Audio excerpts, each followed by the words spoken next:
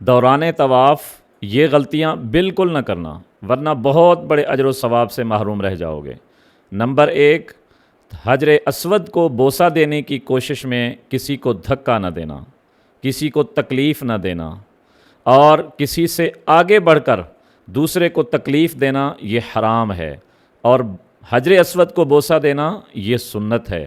آپ سنت کو ادا کرنے کے لیے حرام کام کا ارتکاب نہ کریں۔ اگر چوم سکتے ہیں آسانی کے ساتھ تو طواف کے ہر چکر کے بعد چومیں، اگر نہیں چوم سکتے تو اس کی طرف اشارہ کر کے اپنے ہاتھوں کو چوم لیں، انشاءاللہ اللہ آپ کو وہ ثواب عطا فرمائے گا۔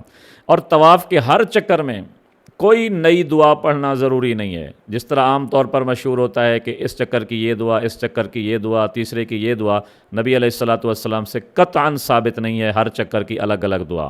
ہاں، حدیث پاک میں صرف رکن یمانی سے حجر اسود تک ربنا آتنا فی الدنیا حسنہ والی دعا یہ منقول ہے۔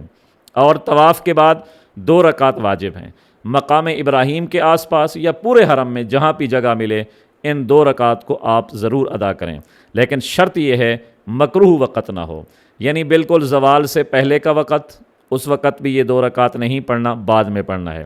عصر کے بعد اگر طواف کر رہے ہیں تو عصر کے بعد نفل جائز نہیں ہے، اس لیے اس کو مغرب کے بعد پڑھیں۔ اور اگر فجر کے فرضوں کے بعد آپ طواف کر رہے ہیں تو سورج نکلنے تک یہ 2 رکعت اس وقت بھی ٹھیک نہیں ہے، جب اشراق کا ٹائم ہو اس کے بعد اس کو پڑھیں۔ اگر آپ نے طواف کے 3 چکر یا 2 چکر کر لیے تھے، آپ کا وضو ٹوٹ گیا تو آپ جائیں، دوبارہ وضو کریں اور دوبارہ طواف نئے سرے سے شروع کریں۔ اگر آپ نے طواف کے 4 چکر پورے کر لیے تھے، پھر آپ کا وضو ٹوٹا ہے تو آپ وضو کر کے دوبارہ آئیں، 4 چکر آپ کے وہ شمار ہو جائیں گے، باقی 3 چکر آپ نے پورے کرنے ہیں۔